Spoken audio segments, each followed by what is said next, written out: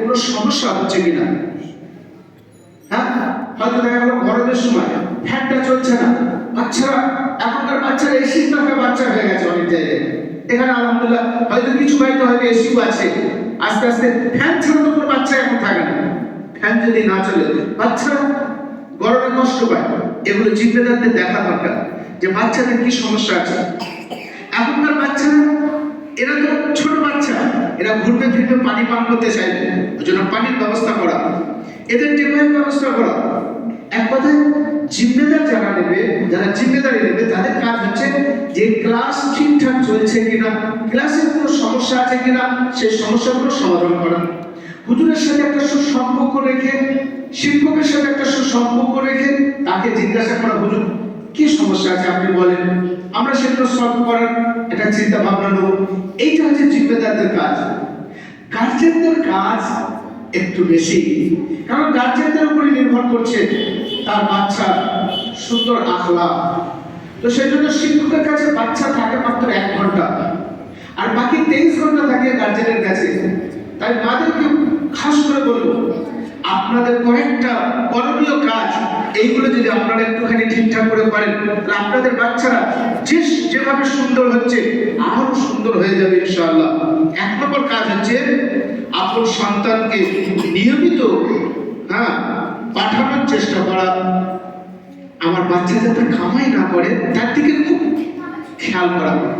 এটা আমাদের মুসলিম সমাজের একটা সবথেকে বড় রোগ, যে কে নানি তার শাশুড়ি মামা ইন্তেকাল করেছে, তো সাথে করে তাকে নিয়ে গিয়ে সেখানে গিয়ে 5 দিন গিয়ে থেকে আসে।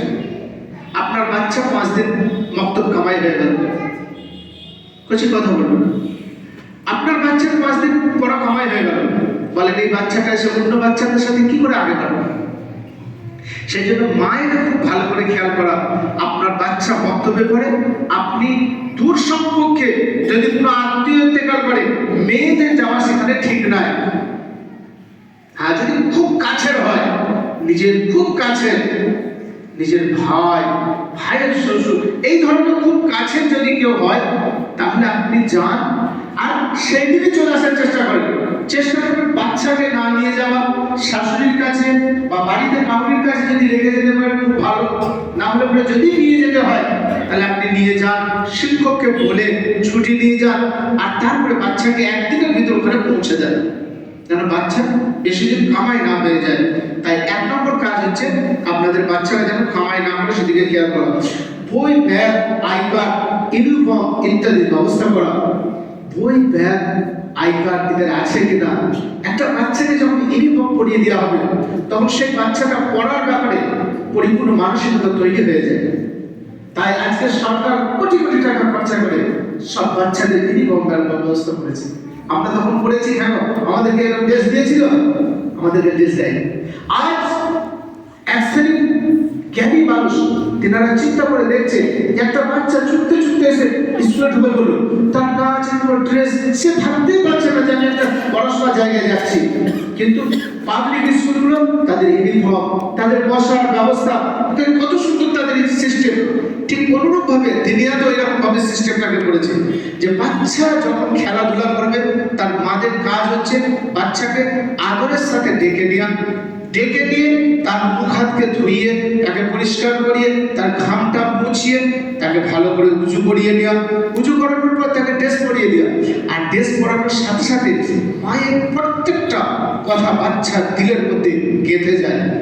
তাই মা তখন তাদেরকে বলতে থাকবে, আব্বু রাস্তা দিয়ে ভদ্রভাবে যাবে, 1 সাইড দিয়ে যাবে, কাউকে গালিগালাজ করবে না। হ্যাঁ, তোমার কথাতে যেন হুজুর রাগ না করে, হুজুর যেন তোমার উপরে সন্তুষ্ট থাকে। হ্যাঁ, হুজুর যে কথাগুলো বলবে ওগুলো শুনবে, সুন্দর পড়া করলে পরে সকলে তোমাকে ভালোবাসবে। এইভাবে একটা কথা বাচ্চার যেখানে যখন দেবে, বাচ্চারা দেখবে ড্রেস পরতে এই কথাগুলোকে শুনবে, দেখবে বাচ্চা এসে আর উচ্ছৃঙ্খল হবে না। আলহামদুলিল্লাহ, দেখবেন কে সুন্দরভাবে তৈরি হবে। আর বাচ্চা যখনই চলে আসবে, আপনি যখনই নামাজ পড়বেন, আপনি একটু দোয়া করবেন, আয় আল্লাহ, আমার বাচ্চা যে যাচ্ছে, তুমি আমার বাচ্চাকে নেক এবং সৎ বানাও। আব্বা মায়ের দোয়া আল্লাহর সাথে ডাইরেক্ট কবুল হয়, এখানে কোনো পর্দা থাকে না। আপনি যখন আপনার সন্তানের জন্য হাত তুলবেন, আল্লাহ ওই দোয়াটাকে অবশ্যই কবুল করবে। প্রত্যেক আমরা চাই আমার সন্তান সুন্দর হোক, ভালো হোক, সমাজে সে মাথা উঁচু করে দাঁড়াক, তার প্রশংসা হোক, এটা আমরা সবাই চাই। তাই আপনি প্রত্যেক নামাজের পর আপনি আপনার বাচ্চাকে জন্য দোয়া করবেন। এই বাচ্চাটা যখন এখান থেকে বাড়ি যাবে, খাওয়ার আগে শুধু আপনি একটুখানি ওদেরকে খেয়াল করিয়ে দেবেন, বলছি তোমাদেরকে হুজুর হাত ধোয়ার জন্য বলেছে? সে বলে হ্যাঁ আমাকে হাত ধোয়ার জন্য বলেছে, আমার দুটো হাত ধুইয়ে দাও। ওরা জানে খাবার সুন্দর কয়টা, ওরা জানে ভালোভাবে। তাহলে পরে ওদেরকে যখন জিজ্ঞাসা করবে, ওরা দেখুন তাড়াতাড়ি করে আপনি একটু পানির ব্যবস্থা করে দেবেন। দেখেন আজকে বলছে যে তোমরা বারবার হাত ভালো করে দাও। আজ থেকে 1400 বছর আগে আপনার আমার নবী শিখিয়ে দিয়ে গেছে, যখনই তোমরা উযু করবে প্রথমে দুইটা হাত কবজি পর্যন্ত ধুতে কেন বললেন? হাত তো আমরা পুরোপুরি ধুবো উযু করার সময়, তাহলে প্রথমে দুটো হাত কেন ধুতে বললেন? এর ভিতরে একটা কারণ আছে। প্রথমে দুটো হাত ধোয়ার কারণ হচ্ছে 3বার ধুতে বলছে প্রথমে দুটো হাত, এটা সুন্নাত। উযু করার আগে প্রথমে যখনই আমি দুটো হাতকে ভালো করে ধুয়ে দেবো, তারপরে এই হাতে পানি নিয়ে যখন আমি মুখে দেবো, তার আগে হাতটা আমার 3বার ধোয়া হয়ে গেল। কারণ আমি যখন এই যে পুরো হাতটা যখন ধোবো, তখন আমার পুরো হাত ধোয়া হবে, তাহলে আমি ফালতু পানি কেন নষ্ট করবো? এই পানিটা নষ্ট করার আগে হাত দিয়ে যখন আমি মুখে পানি দেবো, তার আগে হাতটাকে ভালো করে ধুতে বলছে। তারপরে কুলকুচি করতে বলছে, তারপরে নাকে পানি দিতে বলছে, তারপরে মুখটা ভালো করে ধুয়ে তারপরে উযু করার যে পদ্ধতি সেগুলো তাদেরকে বলে দেওয়া হয়েছে। আমাদের বাচ্চারা যখন খানা খেতে যায়, তাদেরকে 2টা হাত ভালো করে ধোয়ার জন্য বলা হয়েছে। তাই আমরা মারা একটু ইয়াদ করিয়ে দেবো যে আমাদের বাচ্চা তুমি হাত ধুয়েছো তো, দেখুন বাচ্চারা বলবে সাথে সাথে আপনি পানিটার ব্যবস্থা রেখে দেবেন, স্লিপচে রেখে দেবেন, হাত ধুয়ে দেবেন।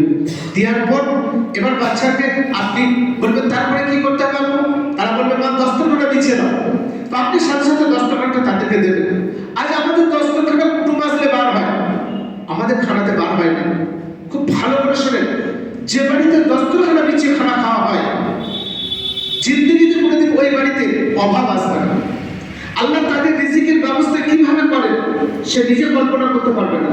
আজকে বলে সকাল থেকে যে সন্ধ্যা পর্যন্ত মাথার ঘাম পায়ে ফেলে আজ আমরা দুটো রুজির জন্য ছুটে বেড়াচ্ছি। আজকে যদি আমরা একটা সুন্নতকে বাড়িতে জারি করে দিই যে বাচ্চাগুলো আমাদের দস্তরখানা বিছিয়ে যদি খানা খায়, আমাদের বাড়িতে কোনোদিন অভাব আসবে না। তো সেই জন্য এই দস্তরখানার একটু ব্যবস্থা আপনারা করে দেবেন। খাবার শুরুতে এক প্রশ্ন করে দেবেন, আব্বু কি বলে খেতে হয়? দেখবেন তারা বলবে বিসমিল্লাহ বলে খানা খেতে হয়। তারা যখন বিসমিল্লাহ বলে খানা খাওয়া শুরু করবে, আর এইটা থেকে আস্তে আস্তে দেখুন আপনার বাড়িতেও এই রেওয়াজটা চলে যাবে। তাহলে আপনার বাড়িতে একটা সুন্দর জারি হয়ে যাবে, আর কখনোই দেখবেন এই জিনিসটা ইয়ে হবে না। শয়তানের খানা হচ্ছে বিসমিল্লাহ বলে না খাওয়া। বলেন আপনার কয়জন খাবার সময় বিসমিল্লাহ বলি? পানি পান করার সুন্নত 6টা, আমরা কয়জন বলতে পারবো? আপনি আপনার এই ছোট্ট ছোট্ট বাচ্চাদেরকে আপনি জিজ্ঞাসা করুন, এই ছোট্ট ছোট্ট বাচ্চাগুলো পানি পান করার 6টা সুন্নত বলে দেবেন। আমি হয়তো বলছি বলে না, তুমি যদি এদেরকে দাঁড় করিয়ে দিই এখনই বলে দেবো, পারবে না? পারবে না? এরা পারবে। আলহামদুলিল্লাহ, পানি পান কর, পানি যে আল্লাহ এত বড় নিয়ামত, এইগুলো কখন করতে পারবে? যদি আমরা একটু সহযোগিতা করি। সেই জন্য গার্জিয়ানদের কাজ হচ্ছে বই পত্র ব্যাগ। দেখেন আমাদের বাচ্চাদের 3-4টে করে ড্রেস করে সুন্দর করে তাকে পরিষ্কার পরিচ্ছন্ন জিনিস বাচ্চাকে পরিয়ে পাঠাবেন। খোদা কসম করে বলছে আপনাদেরকে, আপনি যদি আজকে আপনার এই ছোট্ট বাচ্চাকে যদি এইরকম পরিষ্কার পরিচ্ছন্ন করে ড্রেস পরিয়ে বাড়ি পাঠান, আপনি যখন বার্ধক্য হয়ে যাবেন ওই বাচ্চা কোনোদিন আপনাকে ওই রকম অপরিষ্কার অবস্থায় রেখে দেবে না। কিছু বয়স্ক মহিলাদেরকে আমরা দেখতে পাই না, বয়স্ক বাপদেরকে দেখতে পাই না, যারা অপরিষ্কার অবস্থায় রাস্তার ধারে কেমন ভাবে করে থাকে, তাদের ছেলেরা তাদের দিকে লক্ষ্যই করে না। আলহামদুলিল্লাহ, আপনারা যদি আপনাদের বাচ্চাদেরকে এইভাবে তরবিয়ত করেন, আপনার বাচ্চারা কখনোই আপনাদেরকে কখনো ওই রকম ভাবে বার্ধক্য অবস্থায় ফেলে রাখবে না। তারপর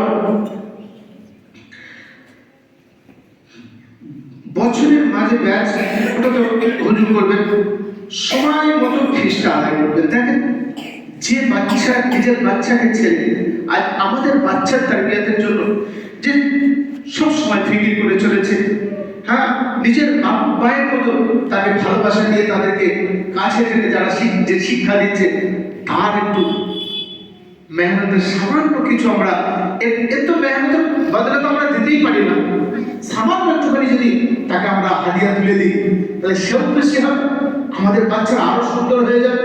তাই ফিসটা যেন ঠিক টাইম মতো আদায় করে দিন। সেটা মায়ের করবেন, সময় মতো ফিজ আদায় করবেন।